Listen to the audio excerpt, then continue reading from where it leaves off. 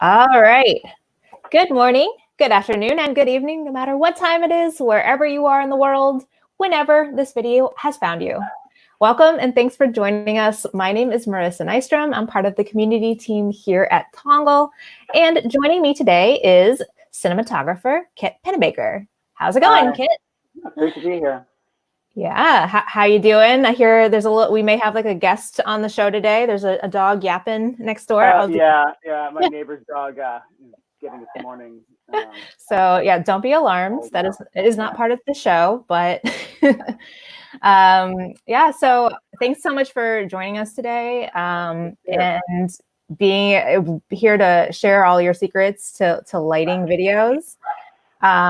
Just to kind of get like a little bit of a background in who you are and your illustrious career. Could you maybe tell us a little bit about yourself? How long have you been DPing? How did you get into it? Sure. I've been doing this for about almost 20 years. I kind of got into it because it's a family business. Most of my parents are documentary filmmakers.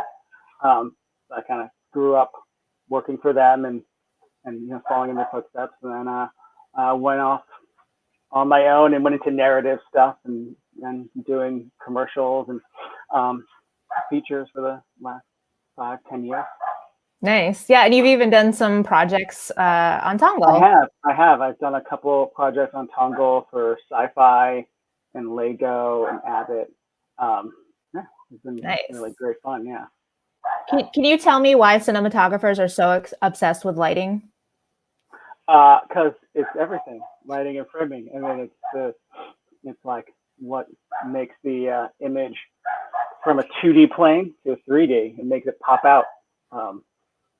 You can light it simply, but when you get into it, lighting is what makes that image look like it's coming into the living room or the movie theater. Love it. And also, it makes people look good. You want people to look good, and you want the image to look good. So.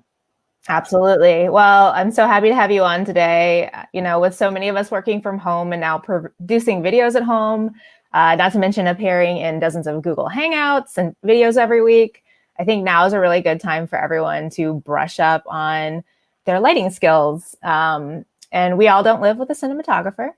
So we all have to kind of make do with what we've got on hand. And so that's really what this video is going to be all about today, arming our filmmakers and our camera-toting non-filmmakers with just enough practical knowledge to get the job done and get the shot. So before we get into everything, I just wanted to remind everyone that if you have an idea for a future live stream topic that we should tackle, we definitely would love to know about that. You can go ahead and drop that in the comments. Like, let us know what you'd like to see on the show, what you'd like to learn about, or even better yet, if somebody out there has something that they would like to teach, reach out to us at info@tongal.com because we would love to have you on. And keep an eye out on our Facebook and YouTube pages for even more live streams coming soon. Just next week, we are going to be speaking with a director and writer who actually created her own short film under isolation. And we're going to talk through like how they did that directing remotely, which should be very interesting. And just last week, we had Tongal's own version of our own DoP. Our director of production, Stephen Iwanek, was on the show to spill the beans on how to make really strong pitches, which was really cool. If you haven't checked that one out, definitely check it out. All right. So, Kit, when's the last time you had to shoot something in your own home? It's been a while, but it's actually for, I guess, only for Tongal projects. Usually I got to pick up a product shot or two. I think I've done a couple product shots for a Cheerios thing. Oh, nice. And then a product shot for, I'm blanking on I think it was like some bleach or soap commercial. But yeah, I have the space. So I'm going to be doing a lot more of that kind of stuff. So absolutely. We all are. So, yeah. So I gotta pull those out. It's it's usually little things because I can't get my wife Rebecca to stand in anymore. She's too busy. We used to shoot all the time because I had a cooking show on YouTube about 10 years ago. And then we shot in the house all the time. And for that, I had to, devise up a lot of lit zones that were good for shooting the food and like getting on the stove and stuff like that. So that was really the beginning of the home shooting experience. For sure. And if you're just joining us, I'm Marissa. I'm repping the community team. Hello, I'm talking, I'm reading, and I'm talking at the same time. It's hard to do. And I am joined here by Kit Pennebaker, who is a director of photography. He's worked on several Tongal projects over the years, and he's here to share his lighting tips that you can use for making videos at home using everyday objects and whatever you have on hand. If you're here live with us, we'd love for you to say hello so we can get a sense of who's joining us in the comments. I see that we've got 13 people watching right now. Lucky number 13. And I'm sure that will be growing as we're just getting going. And if you have any questions for Kit about lighting or anything cinematography related, now's the time to ask him because we have him here with us. Since we're talking about shooting within a home situation, I'm just curious. I know you've gone to probably some very nice homes to shoot within in the past. What's the most glamorous home that you've ever shot in?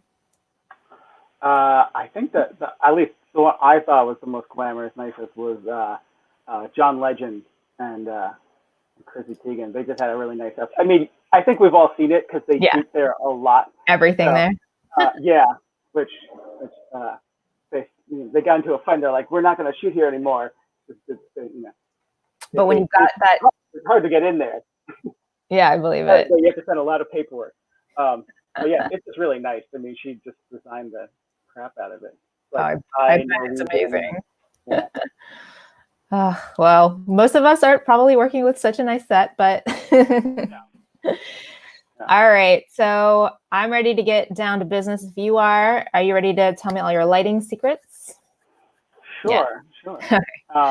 So what are some of the items that people would maybe have around their house that they could use to create some nice lighting in their videos?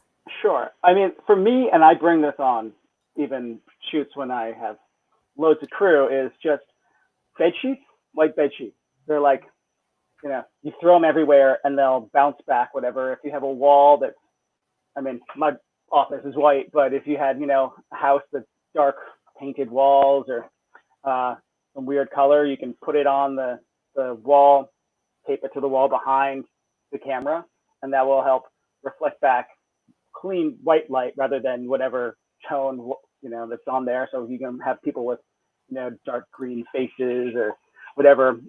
You got think about the reflection quality of the room. The other thing I use, when I, shoot things at people's houses and don't have any of my tools, is tinfoil. Kind of as a go-to. I mean, on movie sets we use, black wrap tinfoil, but it's a little firmer and it's, painted anodized black. But tinfoil will get the job done for just cutting a light source, that you have. If it's spilling all over somebody and you don't want, the track lighting to be giving people bad nose shadows or eye shadows, black wrap will really do the trick. I can kind of show an example using my light. Did you see that? Got a lamp, yep. Yeah. You can kind of just wrap it around and it'll cut. Just got to be careful. Make sure you're not putting tinfoil on any. Let's see that. A little bit. Okay, but So you can, Nice. Let's say I can probably go a little wider there for the folks at home. And then you can kind of make more pools of light. So when I have no resources or I don't have the grip truck, those are the kind of things I'll grab too. Just plain pieces of white paper works great. You can tape glue them to a piece of cardboard and make it kind of a bounce card. But these things are all, for shaping light. Because if you don't have a light kit with a bunch of stands, which is, at least for me at home, the hardest thing to have because I don't have that many stands, You really have to kind of like think more about shaping the light behind you, because you have to be very conservative with the actual lights you have. Yeah. So, cool. So yeah. Yeah, sorry. Yeah. So basically, for lighting, obviously, you need a light source. Yeah. And those come in many different. Different. It's mediums and modes. English. Yeah. Yeah. I mean, the first thing I would do is kind of figure out what sources you have in your house. If you have a couple of lights, or ring light or something like that, it's great. Like, save that to be your key light, and then kind of figure out what practicals you have. If you have lamps around the house that you can repurpose and stuff like that, and it's good to kind of work where you can decrease the brightness maybe of the lights that are on camera, the practicals that you'll have, and then you can maximize the output of your movie light or your main light. And if you don't have a movie light, finding the biggest, brightest source that you can find in your house, and use that in a couple different ways. You can either put it through a really good lampshade, or like some bounce it into a bed sheet, like we had before, and yeah. Cool. And then I know, obviously, like now, if you have your light source, whatever you're working with, there's also a lot of other tricks in terms of like how you frame and like block everything. Yeah. Like how close you are to it. That's an important consideration. That's definitely like,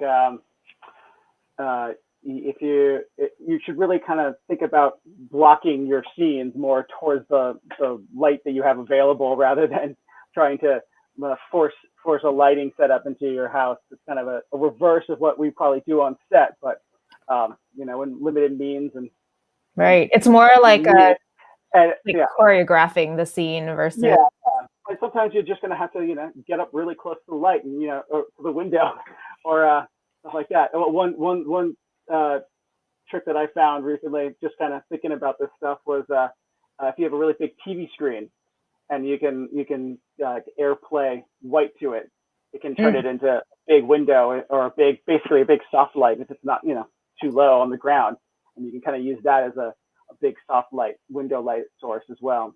Yeah, that's really smart. Right, we have all these glowing screens in our house. Yeah. Why not put them to good use? Yeah, I mean, when you're doing a live chat, kind of basically the same concept, just bigger. Yeah. Cool. What else? What other tricks? Also tape. That was another thing.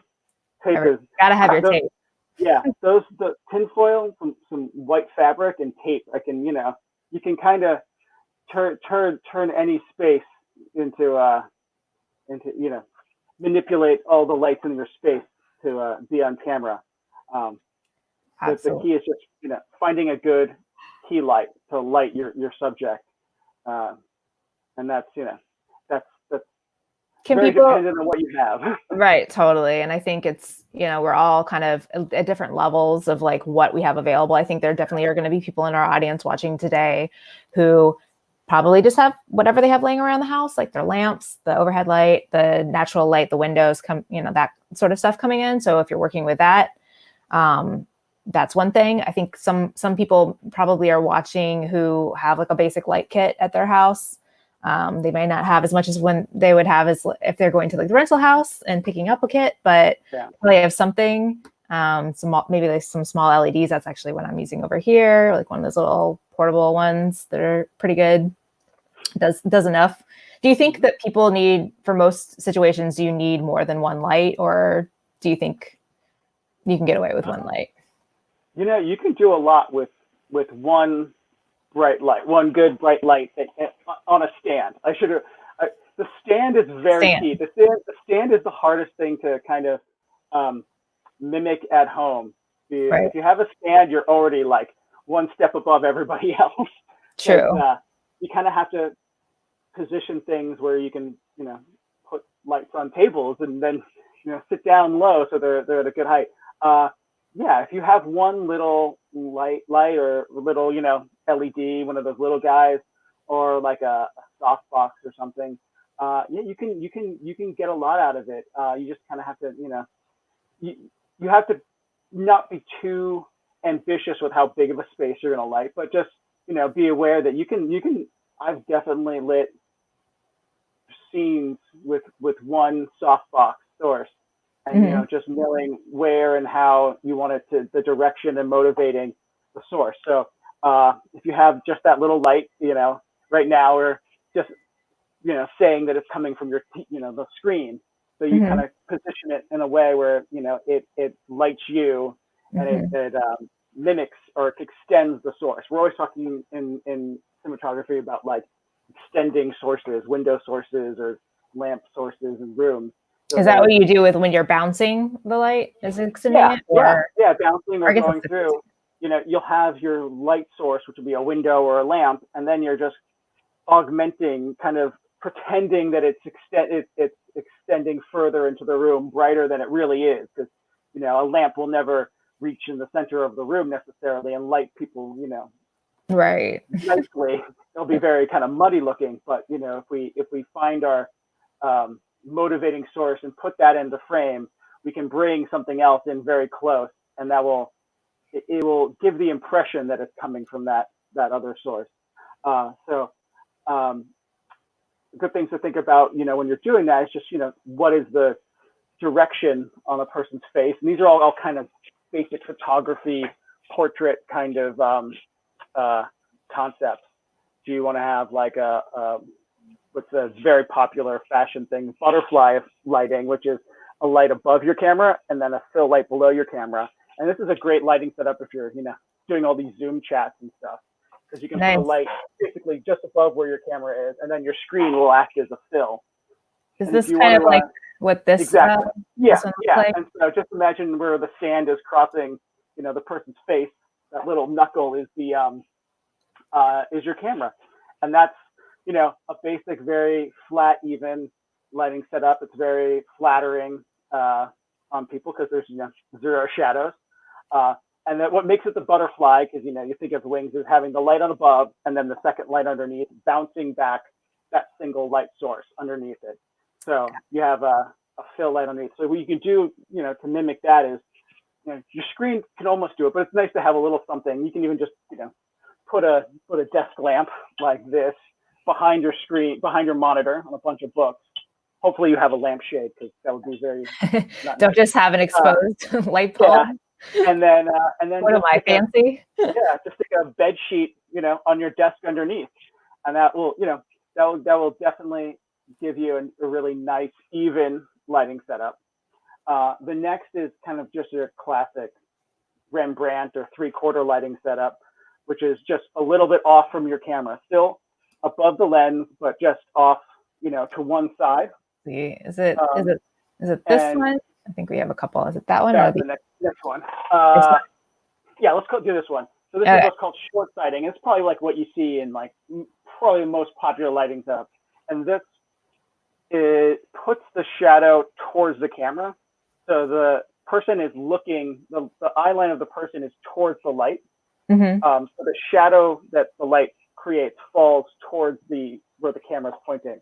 So you can see it kind of creates a really chiseled depth kind of look. It's very 3D because you have, light and then shadow. Right. And then if you go to the one that says it's a broadside. Is it still this guy? No, the one next to it. Is the, and I've got so many open. Yeah, no, not that one. Anyway, the opposite would be broadside, where you put it so the shadow's pointing away from the person. Okay. That's kind of a classic old school photo portrait look. But anyway, right. And we've dropped. Yeah, definitely. If anyone wants to learn more about portrait photography or like these lighting concepts, if you're watching on YouTube right now, we have the link in the description, and then one of our lovely moderators can drop that link on Facebook if you guys want to check it out too there. But yeah, obviously there's like a ton of resources to like learn, even more. And I think, right here, we're just hoping to get your wheels turning, inspire you of what what is possible. So definitely, if you're interested in the subject, there's so many great resources that you can check out to really dig in. Cool. And then I know it's like, I think it's interesting. Would you say like a person would be approaching this situation working, maybe with one or two people at home versus with being on set and having more control? It's, do you think it's like, you have to probably take more time to like figure out what works because you can't go as quickly, going? Yeah, I've done a lot of things with, just by myself, maybe one other person. And the hardest thing is probably having somebody to sit in while you light. I think the second person is that is the most useful thing for a second person from my standpoint, because, you can move all the lights. When you have a, third person, then you can look at the monitor and someone can move the lights for you while someone sits in. That's good. That's having, a lack of crew, that's probably where the hardest thing will be, just because you're lighting air, and air is really hard to light. So if you had like a mannequin, that's awesome. That's creepy, but good for you. Yeah. But stand-ins are what could I do if I'm home alone? I don't actually live with any roommates. I don't have anybody. Is there anything else I could use? Like another, I guess, could I put like a stack of something and then, like, I don't know, some pillows? I don't a pillow maybe. Well, no, it wouldn't reflect light in the same way, though, I guess. Yeah, it would be really hard. That's where you have to compromise. But you can still experiment. I mean, you just move it and then you get back up and you sit back down, and hopefully you have a screen that can flip around and you can look. There you go. Flip screen is clutch. Yeah, flip screen is great innovation. Or another monitor that you can point at the seat. I mean, people do it. I mean, YouTube is all based around that concept. So I'm sure if you have enough time, as we all do right now, you can move something, look at it, move it, sit back down. Nice. All right. And then, I'm just curious if anyone here is watching. I'm curious to know like what lighting tools you're working with at home. If there's anything you have a question about, or like, how do I use this? Or like, how can I get the most out of it? Definitely let us know. Leave a comment so we get a sense of what y'all are working with, so we can help you as best we can. And then I think now would be probably a good time as well to stop and talk about safety.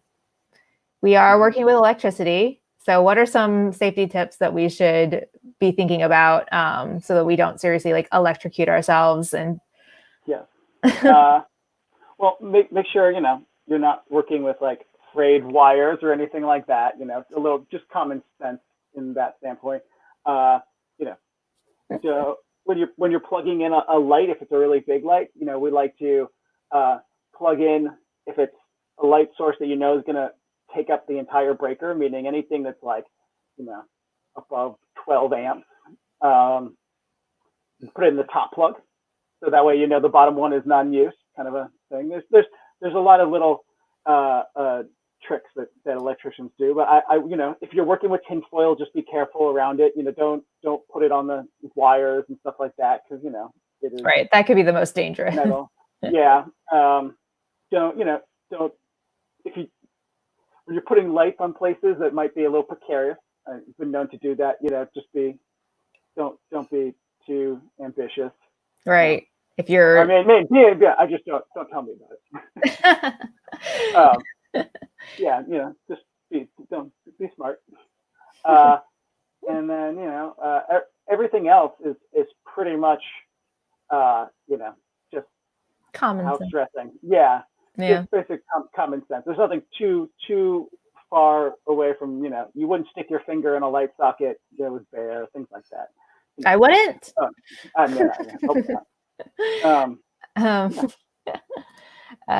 So that also reminds me, you're talking about how, obviously if you don't have C-stands or something to like attach the lights to, if you have like clamp lights or whatever lamp you're working with, what are some tricks that we can do to get the light where we want it while not really having all the equipment that maybe we would like to have.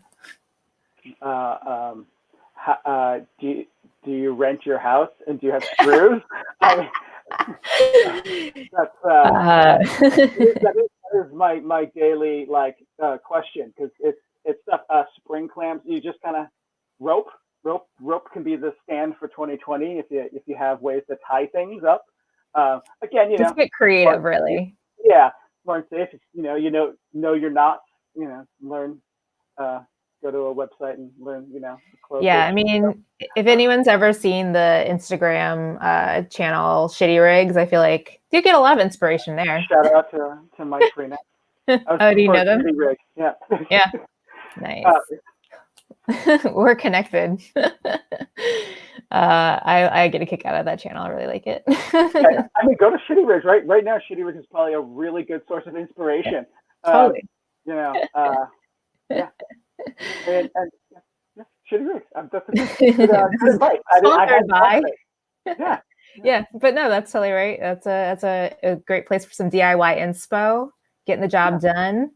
Yeah, I mean, Shitty Rigs is all about the kind of celebrating the ingenuity of filmmaking. Is because when you don't have the resources, you figure out a way to get it done. That's right. God love them. And that's what we have to do right now. So absolutely. I'm actually going to go and see what stands options. I mean, if you have a ladder, I don't know.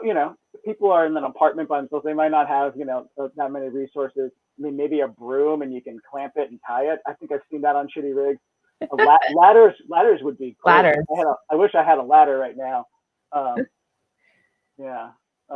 like a tall chair. I don't know. That is the hardest part, is the stand. Stands. I trade people one of my light kits for an extra couple stands. Right. And I think so much of part of it is obviously like using natural light when you can be very effective, and it's just like getting close to the window if it's choosing the right time of day to shoot.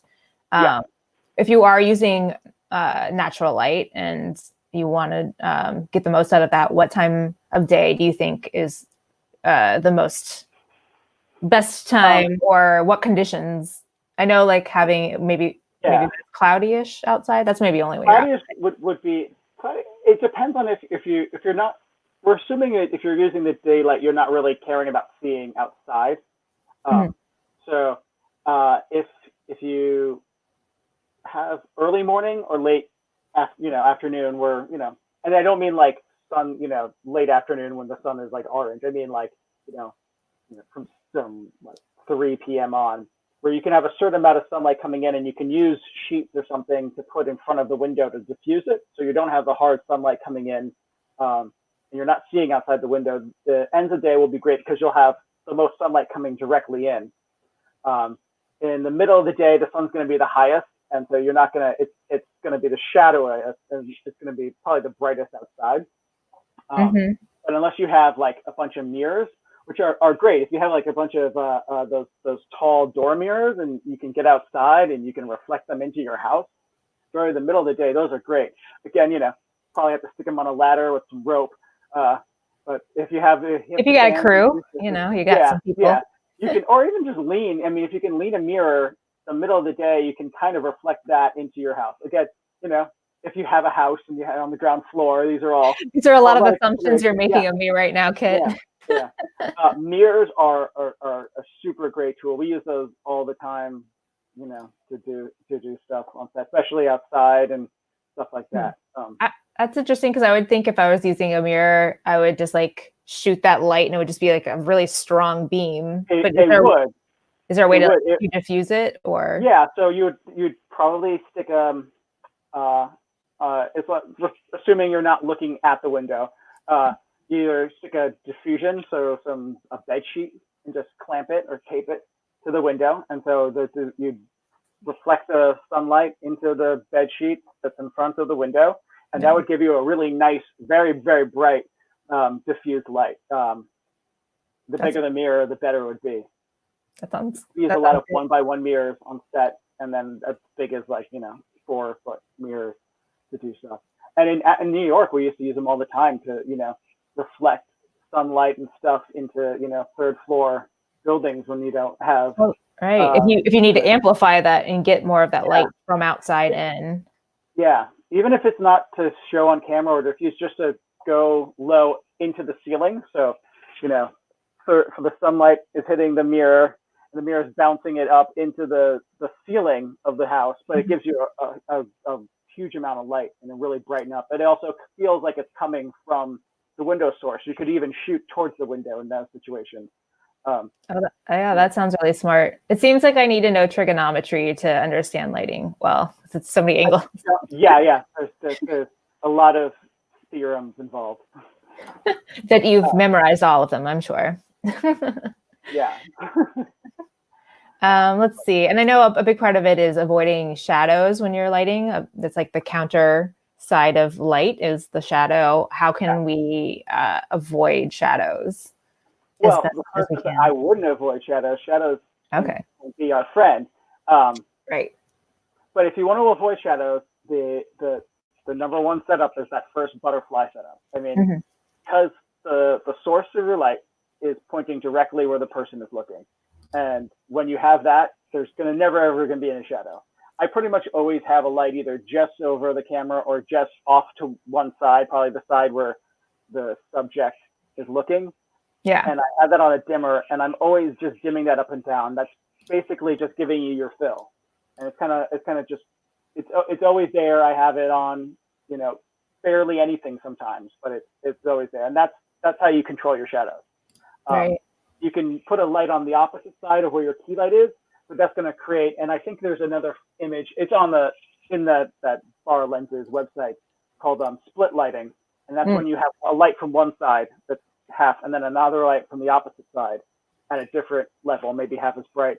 And that will give you what they call like sandwich, which is really unflattering because you get shadows of the noses on both sides and people look terrible. So I hate that. Personally, I hate that, but people do it. And you judge them for it. Yeah, but if you want to, make stuff look really dramatic and stuff, you got to kind of embrace shadows, but make sure you have some light in places, practical things like that, so you can create contrast and depth with. Because, like I said in the beginning, it's cinematography is all about creating depth from 2D medium and make it feel 3D, make it feel like it's popping out of the screen. And now it's like I feel it's just a perfect time to explore and experiment with it. Again, if you're like working by yourself, it's a nice chance to like maybe brush up on these skills and kind of find your own look within your own space. I mean, who knows how long we're going to be in our houses? You could even set up your own space, that you're going to be shooting in regularly. Like, it's a good time to play with all of that, I think. One thing I didn't touch on before was with your own home lights. It's important to kind of see what color temperature your bulbs are. I mean, not everybody knows, but different bulbs have different color temperature. This right here, this is a par bulb, which I love. These are great for bouncing because they project. This is a daylight one, and this is great for trying to brighten up things when you're shooting in daylight situations. And then just a regular tungsten bulb, which will be orangey. It will usually be around 20,000, 27,000, 30,000 Kelvin. It'll say that on there. They usually have like a sun or what they have nowadays, like a little light bulb instead. But just try to use the tungsten bulbs when it's nighttime, and the daylight bulbs when you're trying to augment the daylight. It'll help it look more fluid and consistent. Right. That's actually reminds me, we did get a question from a community member ahead of the stream today, and I think that maybe that's the answer. But her question is from Chelsea. She asked, "Is there a hack or something to simulate natural light when I don't actually have it?" Could you do that? Like, I guess as long as it's like still daytime in your apartment or house, and you're using one of those like LED lights, would that help?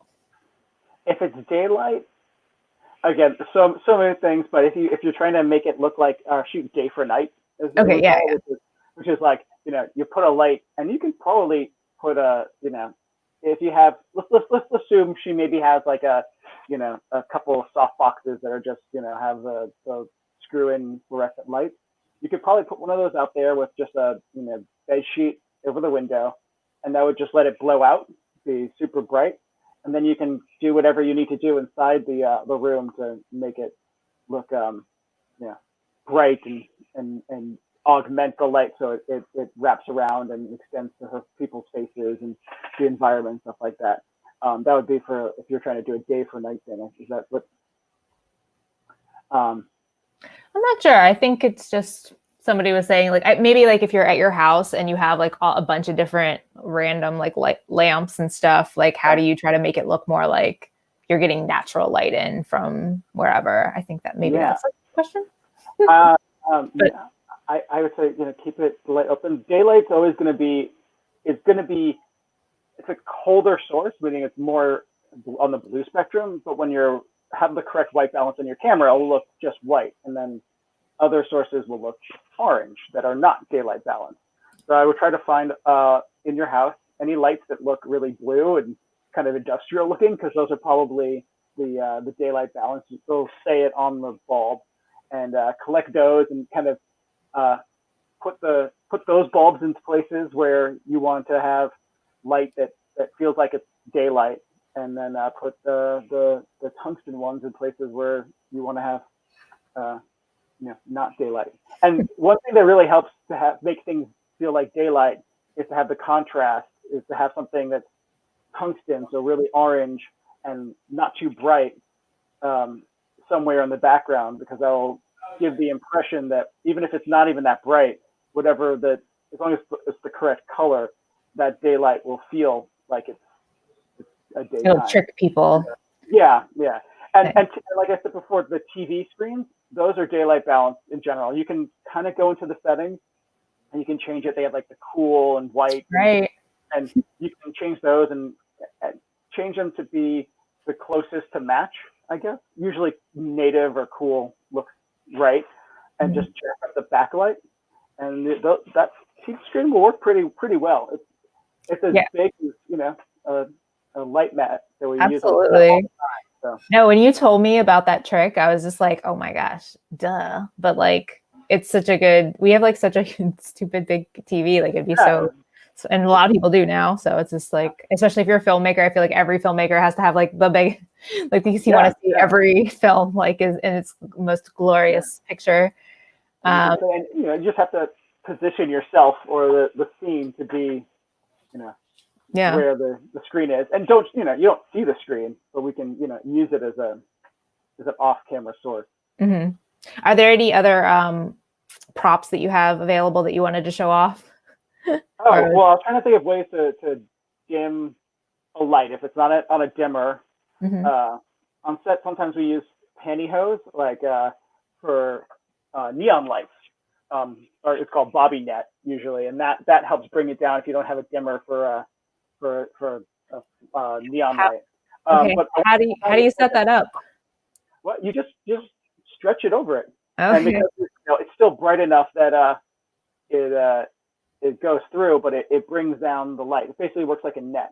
So any sort of netting. If you have LED bulbs that don't get hot, that's probably the most important part. Is right for LEDs. LED bulbs. Don't do this if you have a fluorescent or a definitely not on a tungsten light, because it will set fire, and that would be right. So only LEDs, you can have stuff. Yeah, they don't get that hot, if you're, and don't leave it on for too long, but you could put I tried it out, you just stick a sock on there, and if it has a light shade, it definitely brings it down and keeps it darker, and things like that. You can, there's different ways you can, on set, sometimes we've even on jobs used a marker and or streaks and tips, like hair spray all the time. Spray paint the light bulb to make it dimmer. If it's on camera, because you don't want the thing on camera to be super bright and distract. Like, as you can see at the window right here, like, that will bring in everybody's eyes, and hopefully you're not using an auto exposure camera. Yeah. Create chaos with something like that. So sure, chaos. Is there that kind of reminds me then of is there any way to improvise color gels to like change the color of the lighting at home that I could grab? If, for instance, if I did have like a crazy color like stocking, would that work, or would that just block it completely? Yeah, it would. Try it. I didn't have any stockings. I tried a colored sock, a dark colored sock. It was a little too thick. The stockings are very thinner mesh, so they do it. Yeah, it would probably color it a little bit. It wouldn't do as good a job as a gel, because a gel is a little different. I'm trying to think what you could use instead of a gel. It'll come to me, but all right.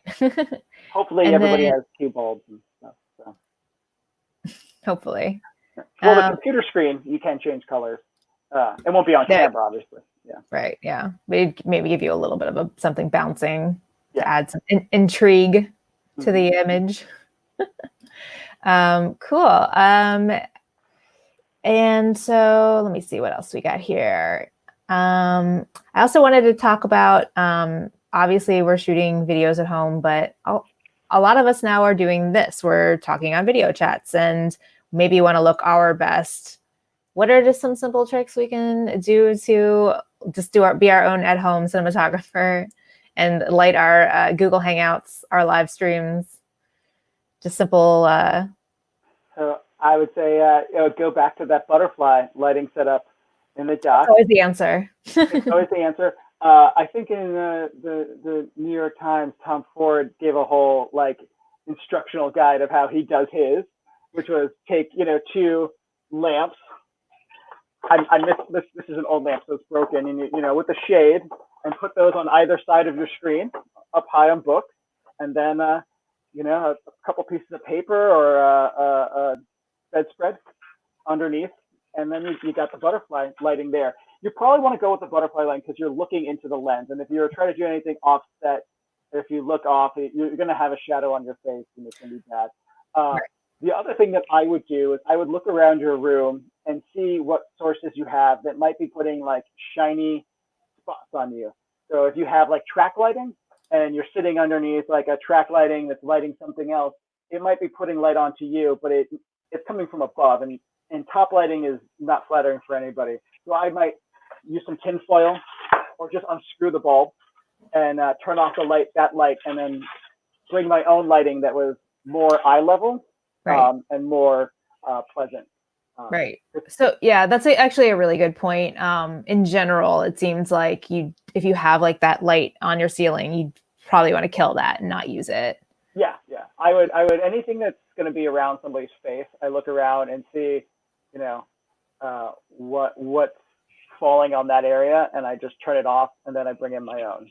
So that's usually the first thing I do whenever I look around. That's why I always want to have a stand-in, because I put them in there and turn it, before I even get the lights on there, I see what, the room is doing to them.